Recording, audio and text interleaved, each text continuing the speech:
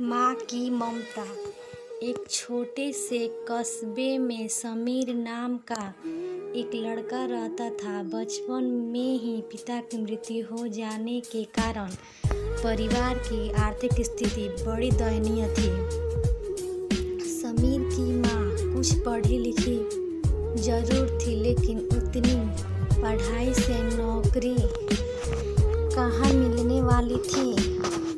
सो घर घर बर्तन मांज कर और सिलाई बुनाई का काम करके किसी तरह अपने बच्चों को पढ़ा लिखा रही थी।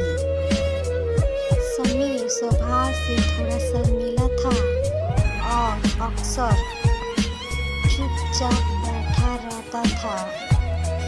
एक दिन जब वो स्कूल से लौटा तो उसके हाथ में एक लिफाफा था।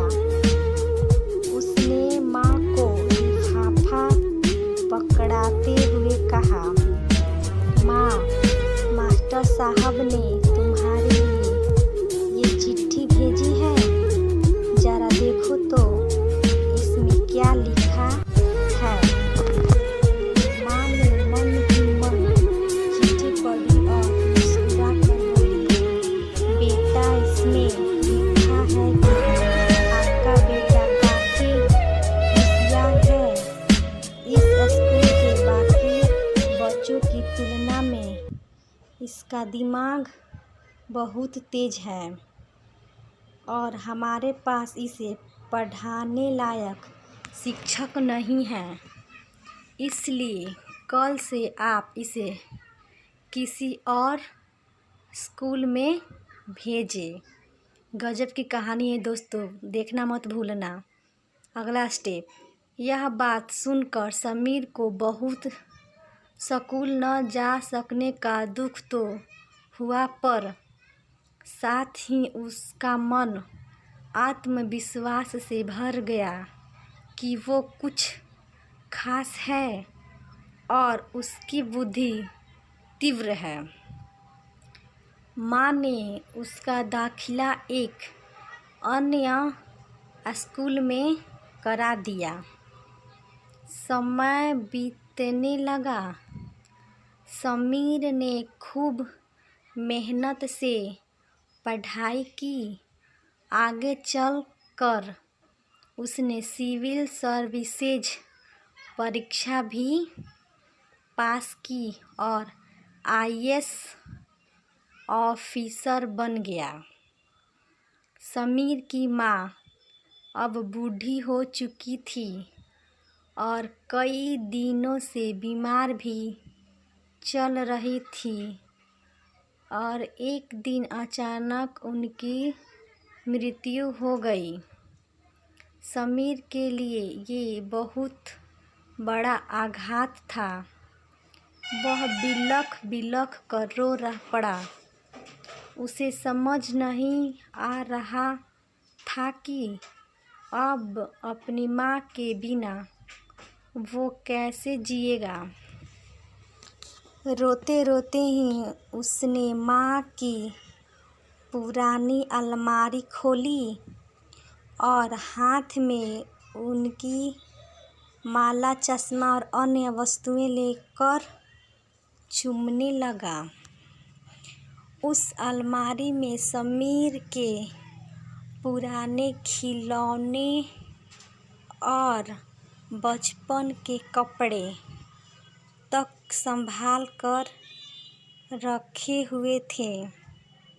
समीर एक एक कर सारी चीज़ें निकालने और तभी उसकी नज़र एक पुरानी चिट्ठी पर पड़ी। दरअसल ये वही चिट्ठी थी जो मास्टर साहब ने उसे 18 साल पहले दी थी।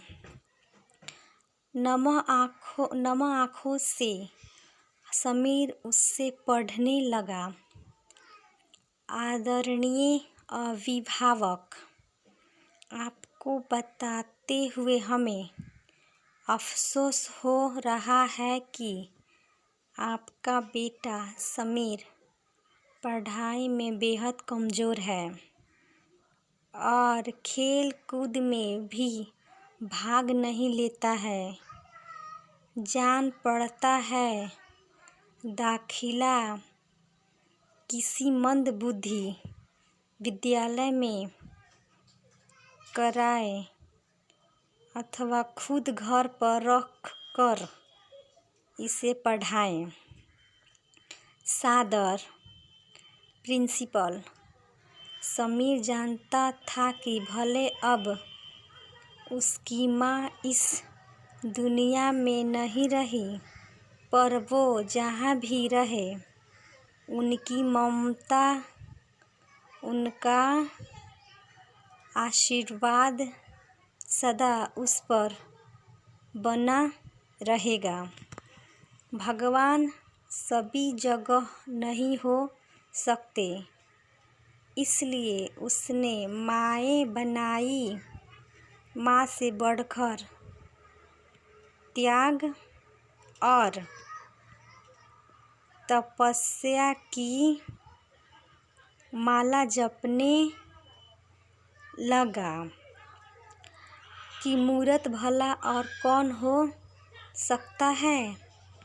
हम पढ़ लिख ले, बड़े होकर कुछ बन जाएं, इसके लिए वो चुपचाप ना जाने कितनी कुर्बानियाँ देती हैं, अपनी ज़रूरतें मारकर हमारे शौक़ पूरा करती हैं। यहाँ तक कि संतान बुरा व्यवहार करे तो भी माँ उसका भला ही सोचती है। सचमुच माँ जैसा कोई नहीं है सकता। Please like, share, comment and subscribe to my channel. अगर आप लोग को मेरी ये स्टोरी अच्छी लगी तो प्लीज़ मेरे वीडियो को लाइक, कमेंट और सब्सक्राइब ज़रूर कीजिएगा। मिलते हैं एक नए स्टोरी के बाद।